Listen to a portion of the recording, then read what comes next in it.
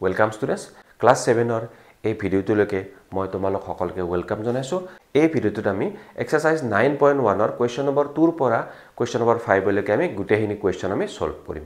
তো ভিডিওটো স্কিপ নকৰাকৈ প্ৰথমৰ পৰা শেষলৈকে ভালদৰে মন দি চাবা, তেতিয়াহে তোমালোকৰ পৰিমেয় সংখ্যাৰ ওপৰত কনসেপ্টবিলাক ক্লিয়াৰ হ'ব আৰু কোয়েশ্চন এক্সামত যিকোনো কোয়েশ্চন তোমালোকে সলভ কৰিব পাৰিবা। ঠিক আছে? আৰু লগতে যদি ভিডিওছবিলাক তোমালোকৰ ভাল লাগে লাইক কৰিবা, শেয়াৰ কৰিবা আৰ চ্যানেলটো সাবস্ক্ৰাইব কৰিবা। ঠিক আছে? সো আমি স্টাৰ্ট কৰো। আমি কোয়েশ্চন নম্বৰ 2 স্টাৰ্ট কৰিছো। ইয়াতে কি লিখিব লাগে? আমাৰ যিকিটা পৰিমেয় সংখ্যা দিয়া আছে তাৰ আমি সমতুল্য পৰিমেয় সংখ্যা তিনিটা কৈ লিখিব লাগে। যেটো পৰিমেয় সংখ্যা আমাক দিয়া থাকিব, ধৰা এটোৱে আছে, ইয়াৰ হৰ আৰু লবক একে সংখ্যাৰে আমি কি কৰিব পাৰো? পূৰণ কৰিব লাগিব, আৰু নহলে আমি হৰণ কৰিব লাগে। তো পূৰণ বা হৰণ কেতিয়া কৰিব লাগে হেতু মই এই কোয়েশ্চন কেইটা সলভ কৰোতে বা সমাধান কৰোতে মই কৈ যাম। ঠিক আছে? যেহেতু আমাক তিনিটা পৰিমেয় সংখ্যা লাগে, মই কি কৰিছো সংখ্যাটো তিনিবাৰ লিখিছো। তো প্ৰথমতে মই কি কৰিম, এই সংখ্যাটোৰ হৰ আৰু লবক ধৰা 2 ৰে পূৰণ কৰিলো দিলো। তো পিছৰ বাৰ মই কি কৰিলো 3 ৰে পূৰণ কৰিলো হৰ আৰু লবক, আৰু নেক্সট মই কি কৰিম ধৰা মই 5 ৰে পূৰণ কৰিলো। ঠিক আছে? এতিয়া ওপৰত চোৱাচোন কিমান হ'ব? 5 দুগুণ 10, 4 দুগুণ 8 -8। ইয়াত চোৱা 5 3 গুণ 15, 4 3 গুণ 12 -12। তো ইয়াতে চোৱা 5 5 গুণ 25, 4 5 গুণ 20 -20। ওপৰৰ সংখ্যাকেইটাত চাবা, ইয়াত যেহেতু এইটো কি চিন আছে, মাইনাস চিন আছে না নাই, আৰু এইবিলাকত কি আছে, প্লাস চিন আছে। গতিকে পূৰণ কৰোতে কি হ'ব? মাইনাস প্লাস মাইনাস হ'ব। ঠিক আছে? তো -4/5 তিনিটা সমতুল্য পৰিমেয় সংখ্যা হ'ল। তো এটা লিখিলো -8/10, -12/15 আৰু -20/25। ঠিক আছে? তো কিছুমানে কি কৰে, আমাৰ এই -4/5 টো তিনিবাৰ নিলিখে, এবাৰ লিখি পেলাই কি কৰে, এই দুটা নিলিখে, তেনেকে কন্টিনিউ কৰি যায়। তো তেনেকে লিখিলো হ'ব। এতিয়া আমি সেকেন্ড কোয়েশ্চনটোলৈকে আহো। ইয়াত কি দি আছে? ইয়াত পৰিমেয় সংখ্যাটো আছে 2/-3। গতিকে মই একেদৰে কৰিম। মই প্ৰথমতে সংখ্যাটো তিনিবাৰ লিখি লৈছো। নিয়ম মতে কি আছিল, সংখ্যাটোৰ ধৰা এইটো সংখ্যা হৰ আৰু লবক একে সংখ্যাৰে পূৰণ কৰিব লাগে। তো মই আগৰ দৰে এবাৰ 2 ৰে পূৰণ কৰিলো। ঠিক আছে? এবাৰ মই 3 ৰে পূৰণ কৰিলো।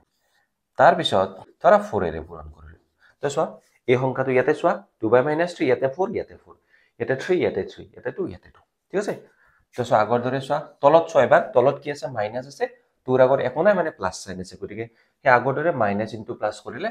মাইনাস হ'ব 3 2 6। ইয়াত চোৱা -3 3 9, 3 4 -12। ওপৰত দুটাই প্লাস আছে, 2 2 যায় 4, 2 2 গুণ 4, 2 3 গুণ 6, 2 4 গুণ 8। তো এই তিনিটা এটা আমি কি পালো? 2/-3 তিনিটা সমতুল্য পৰিমেয় সংখ্যা কি কি পালো আমি? সো প্ৰথমটো আমি পালো 4/-6, দ্বিতীয়টো আমি পালো 6/-9, আৰু তৃতীয়টো আমি পালো 8/-12। তো আমি আনসাৰ এইকেইটা ডাইৰেক্ট লিখি দিলেও হ'ব, বা ইয়াৰ দৰে আমি লিখিব পাৰো। তো এনেকে লিখিলো আনসাৰটো হ'ব। ঠিক আছে? এতিয়া কোয়েশ্চন নম্বৰ 3 লৈকে আহা। ইয়াতে কি দি আছে? -7/21। তো চোৱা, যেতিয়া মই সমতুল্য পৰিমেয় সংখ্যাৰ কথা কৈছিলো, তেতিয়া মই এটা কথা কৈছিলো যে সমতুল্য পৰিমেয় সংখ্যা পাবৰ কাৰণে আমি সংখ্যাটোৰ হৰ আৰু লবক একে সংখ্যাৰে পূৰণ কৰিব লাগে, বা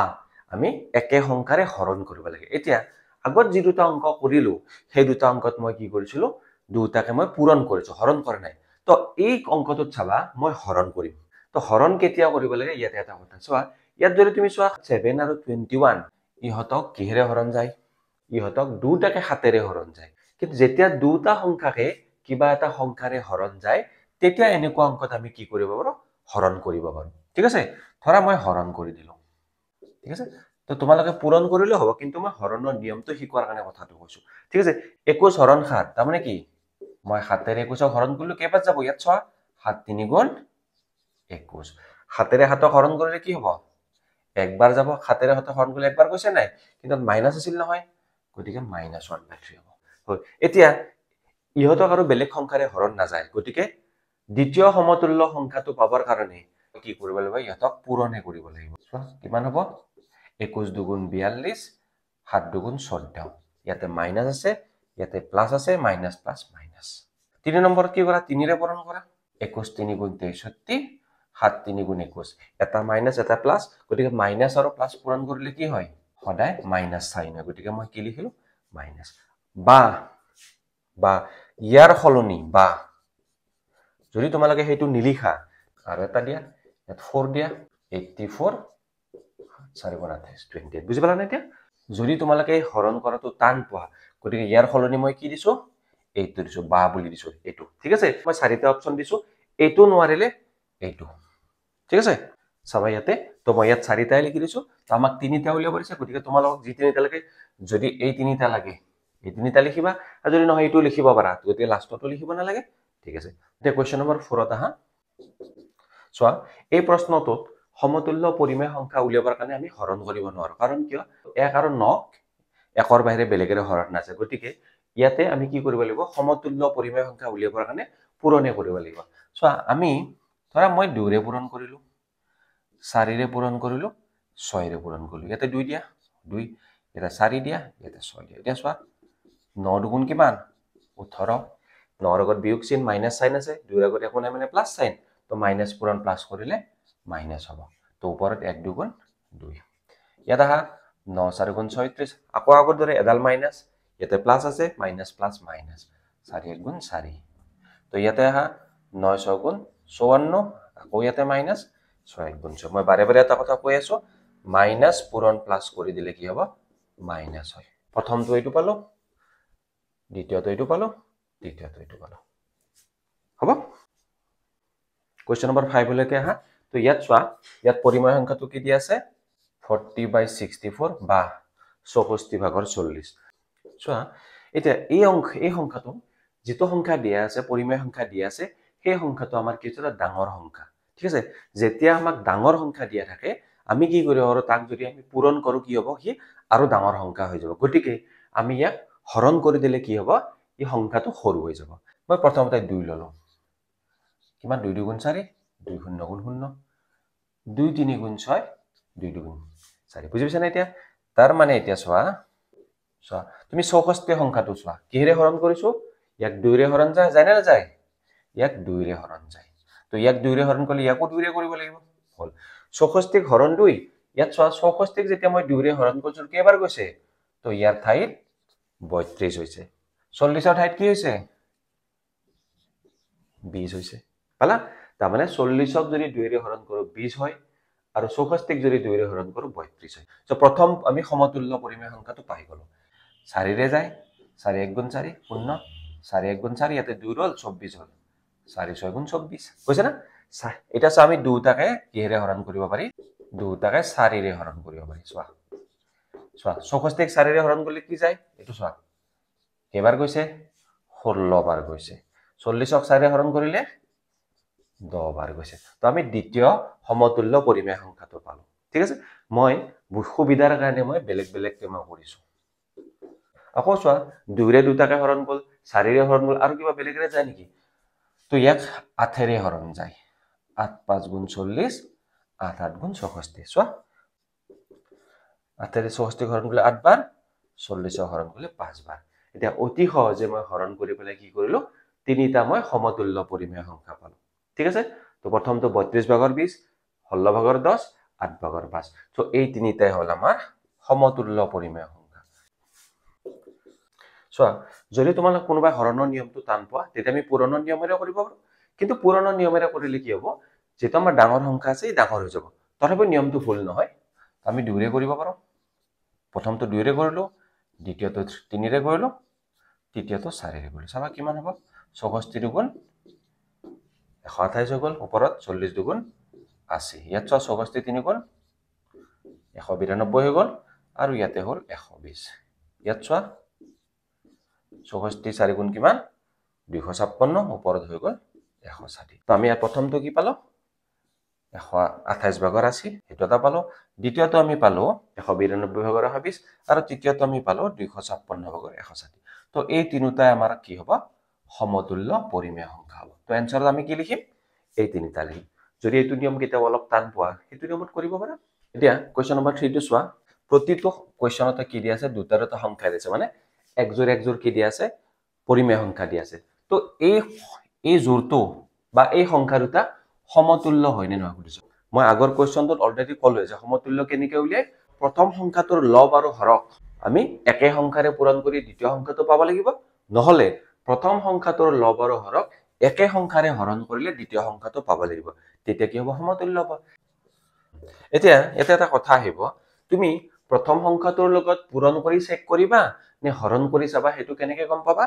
যদি প্ৰথম সংখ্যাটো সৰু হয় আৰু দ্বিতীয়টো ডাঙৰ হয় তেতিয়াহলে প্ৰথম সংখ্যাটোৰ লগত আমি পূৰণ কৰিলে দ্বিতীয় সংখ্যাটো পাম হ'ব তো ঠিক আছে মই চাও পাও নে নাপাও অলৰেডি ইয়াতে দিয়া আছে যে দ্বিতীয় সংখ্যাটো কি এইটো পাব লাগিব হল তো 13 ৰ লগত কি ইয়াতে 13 আছে ইয়াতে 26 আছে তো আমি জানো যে 13 ৰ লগত 2 পূৰণ কৰিলে কিমান হয় 26 হয় তো গতিকে মই কি দিব লাগিব 2 দিব লাগিব হয়নে সো 13 দুগুণ 26 হৈ গল কিন্তু ইয়াত চাবা ইয়াতে কি চিন আছে মাইনাস সাইন আছে তো আমাৰ 13 ত কি সাইন আছে প্লাস আছে যদি এটো মাজত পূৰণ চিন আছে যদি এটো মাইনাস পাব লাগে 2 ৰ লগত কি লাগিব মাইনাস কাৰণ মই জানো প্লাস ইনটু মাইনাস কৰিলে কি আহে মাইনাস আহে গতিকে 2 ৰ লগত কি দিব লাগিব মানে -2 কৰিব লাগিব গতিকে তলত যদি -2 কৰা যায় ওপৰত কি হ'ব ওপৰতো -2 হ'ব এটা চোৱা 13 into 2 26 plus into minus ওপৰত চোৱা ইয়াত -2 দিলো ইয়াত -3 আছে তো মাইনাস কি ওপৰত চোৱা মাইনাস into মাইনাস প্লাস পালো না আমি বুঝছে তো আমি কি গম পালো যে -3/13 বা 13 ভাগৰ -3 লগত -2 পূৰণ কৰিলে আমি কি পাও দ্বিতীয় সংখ্যাটো পাও অৰ্থাৎ আমি কি লিখিব পাৰো সো এই জোৰটো কি হয় সমতুল্য হয় বুজি পাইছা সো আনসাৰত মই লিখিছো -3/13 বা 13 ভাগৰ -3 আৰু 6/-26 বা 20 - 26 ভাগৰ 6 সমতুল্য হয় হয় এতিয়া দ্বিতীয় কোৱেশ্চনটো লগে আহা ইয়াত চোৱা 7/-3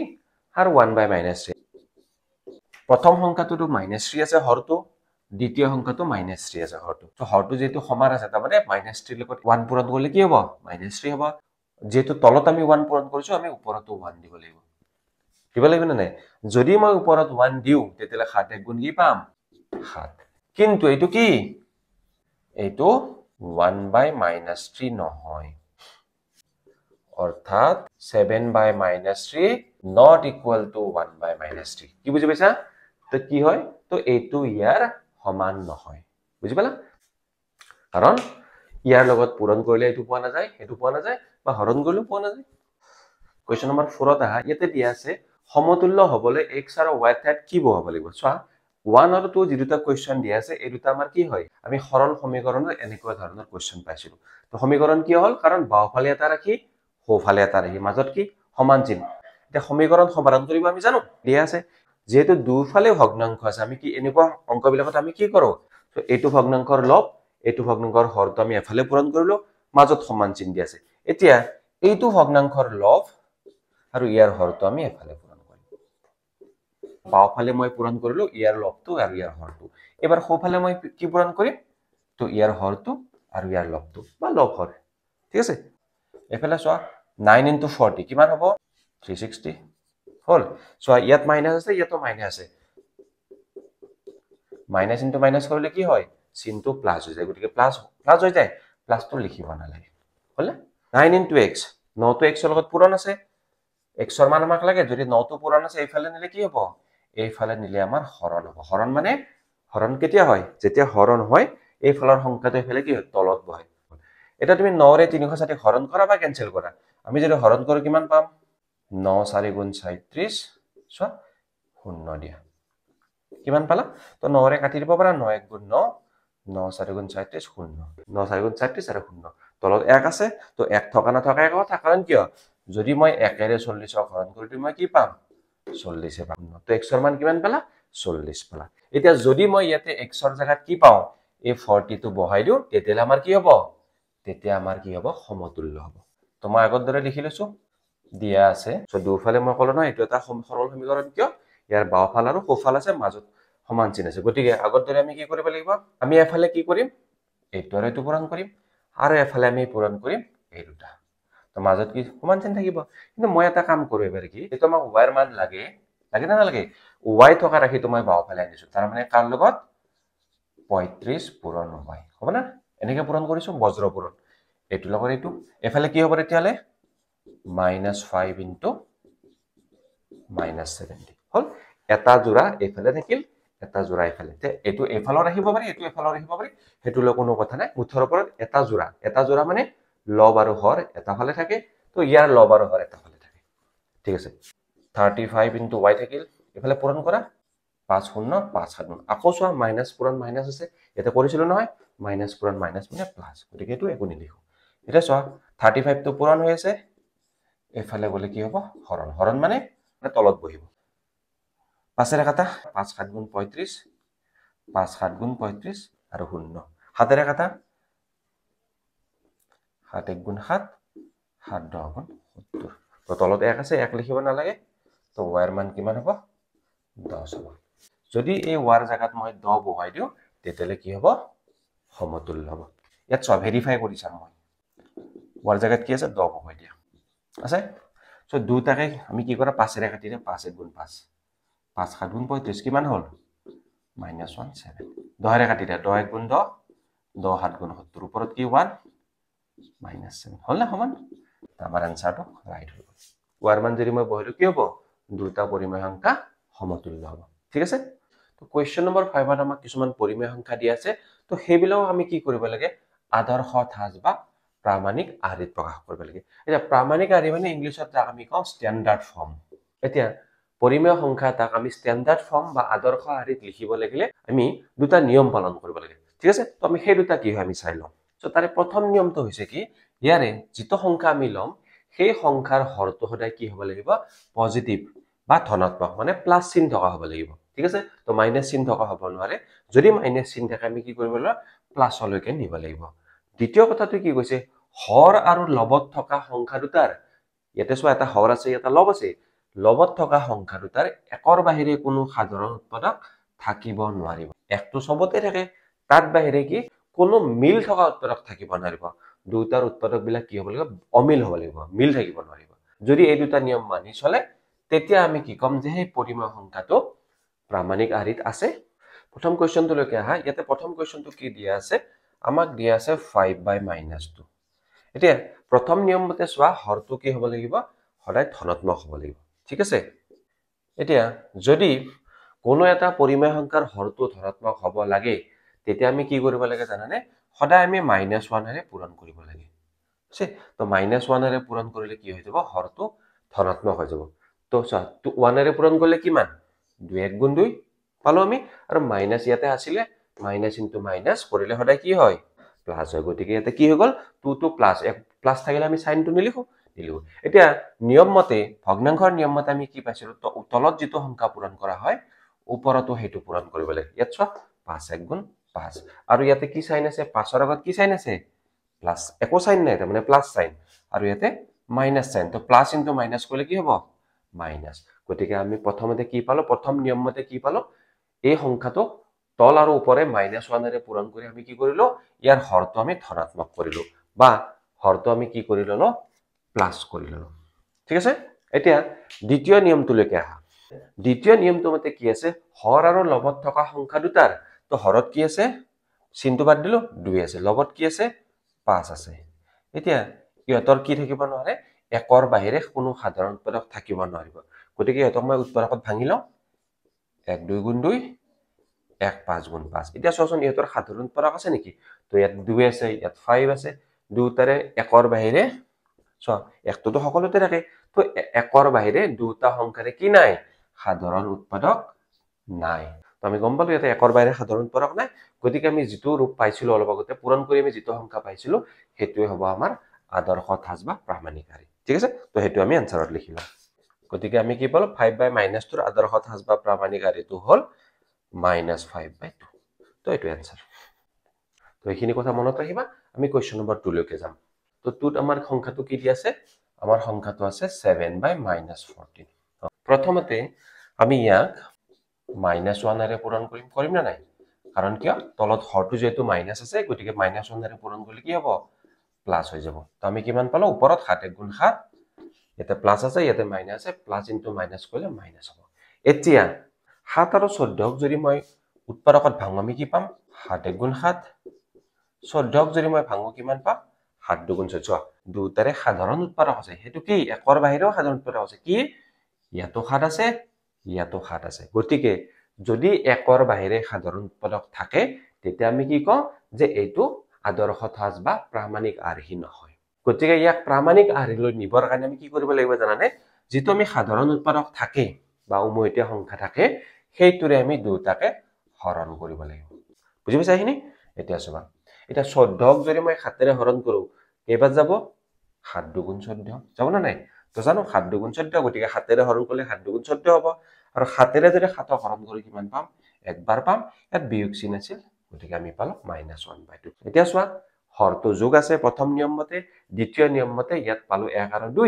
1 আৰু 2 কি নাই উমৈহতীয়া উৎপাদক বা সাধাৰণ উৎপাদক নাই গতিকে আমাৰ এইটোৱে হল প্ৰামাণিক ৰূপ হ'ব থাৰ্ড কোৱেশ্চনটো লৈকে আহা ইয়াতে চোৱা ওপৰত 25 আছে তলত -45 আছে প্ৰথম কথা আমি গম পাইছো এইটো প্ৰামাণিক ৰূপত নাই কাৰণ হৰটোত মাইনাস আছে প্ৰথমতে মই কি কৰিব লাগে হৰটোক -1ৰে পূৰণ কৰিব লাগে ঠিক আছে আৰু -1ৰে পূৰণ কৰিলে কি হয় বিয়োগ থকা সংখ্যাটো চিনটো ইয়াৰ সলনি হৈ যাব ইয়াত মাইনাস চিন আছে তো মাইনাস ইনটু মাইনাস প্লাস হৈ গল ওপৰৰ চিনটো কি হ'ব প্লাস আছিল প্লাস ইনটু মাইনাস কিন্তু বুজি পাইছা এতিয়া চোৱা 25ৰ যদি উৎপাদকত প্ৰকাশ কৰো মই কি পাম 5 পূৰণ 5 45ক যদি মই উৎপাদকত প্ৰকাশ কৰো মই পাম 5 পূৰণ 9 গতিকে মই দেখা পালো যে 25 আৰু 45ৰ কি আছে সাধাৰণ উৎপাদক আছে একৰ বাহিৰে কি আছে 5 আছে যদি সাধাৰণ উৎপাদক থাকে এটো প্ৰামাণিক ৰূপ নহয় প্ৰামাণিক ৰূপত আনিবৰ কাৰণে এই সাধাৰণ উৎপাদকটোৰে ইয়াক হৰণ কৰিব লাগিব ঠিক আছে এতিয়া কেৰে হৰণ কৰিম 5ৰে দুটাকে হৰণ কৰিম 5ৰে এতিয়া 45ক যদি 5ৰে হৰণ কৰো কেইবাৰ যাব চা 9 গুণ 45 পালো মই 25ক 5ৰে হৰণ কৰিলে 5 5 গুণ 25 ওপৰত এটা মাইনাস আছে হল তো এইটোৱে কি হ'ব এই সংখ্যাটোৰ প্ৰামাণিক ৰূপ বা আদৰ্শ 4 নম্বৰ কোৱেশ্চনটো চোৱা ইয়াতে কি দি আছে আমাক এটা মিশ্ৰ ভগ্নাংশ দি আছে সো প্ৰথমতে মই ইয়াক কি কৰিম এটা অপ্ৰকৃত ভগ্নাংশলৈকে লৈ যাম ঠিক আছে কেনেকৈ নিয়ে ইয়াত থকা হৰটো ইয়াতে হৰ হল ঠিক আছে তাৰ পিছত কি কৰিম এই হৰটোৰ লগত যেটো গোটা সংখ্যা বা পূৰ্ণ সংখ্যা আছে আমি তাক পূৰণ কৰিম কৰিল যোগ ওপৰত থকা লবটো যোগ কৰি দিলো হৈ গল তো কিমান পালো 7 2 7 গুণ 14 যোগ 3 তো আমি পালো কিমান আমি এই যেটো পৰিমেয় সংখ্যা হেতু কিমান পালো 2 সমস্ত 7 ভাগৰ 3 পৰিমেয় সংখ্যাটো লাষ্টত গৈ পালে কিমান হল 7 ভাগৰ 17 এতিয়া চোৱা 7 ভাগৰ 17 আমাৰ কি আছে প্ৰামাণিক আৰি বা আদৰ্শ থাচত আছে নে নাই তো হেতু কেনেকৈ চাম তো প্ৰথমতে আমি চাম ইয়াৰ হৰটো কি আছে প্লাস আছে তো আমি গম পালো ইয়াৰ হৰটো প্লাস আছে দ্বিতীয়তে আমি চাব লাগিব 7 আৰু 17ৰ কিবা সাধাৰণ উৎপাদক আছে নেকি মানে মিল থকা উৎপাদক বা উমৈহতীয়া উৎপাদক আছে নেকি গতিকে মই ভাঙি চাম 7 1 গুণ 7 17 1 গুণ 17 হিহতৰ একৰ বাহিৰে কোনো সাধাৰণ উৎপাদক নাই তাৰ মানে আমি ক'ব পাৰো যে 7 ভাগৰ 17 ক'ত আছে ই প্ৰামাণিক ৰূপত আছে ঠিক আছে আমাৰ 5 নম্বৰ কোৱেশ্চনটো চোৱা তো ইয়াতে কি দি আছে আমাৰ সংখ্যাটো দি আছে -18/10 বা 10 ভাগৰ -18 হয় না প্ৰথম নিয়মতে চাও যদি ইয়াৰ হৰটো পজিটিভ আছে বা ধনাত্মক আছে গতিকে প্ৰথম নিয়মটোই মানি চলিছে দ্বিতীয় নিয়মতে কি কৰিব লাগে যে এই সংখ্যা দুটাৰ উমৈহতীয়া বা সাধাৰণ উৎপাদক থাকিব নহয় গতিকে আমি চাই লও আছে নে নাই এটা উৎপাদকত ভাঙি দিয়া সো আছে তো ইহতৰ কি আছে এটা সাধাৰণ উৎপাদক আছে এটো কি 2 তাৰ মানে 2 টো দুটা সংখ্যাৰ উৎপাদক যদি দুটাৰে সাধাৰণ উৎপাদক আছে তাৰ মানে আমি কি গম পাও এই সংখ্যাটো প্ৰামাণিক ৰূপত নাই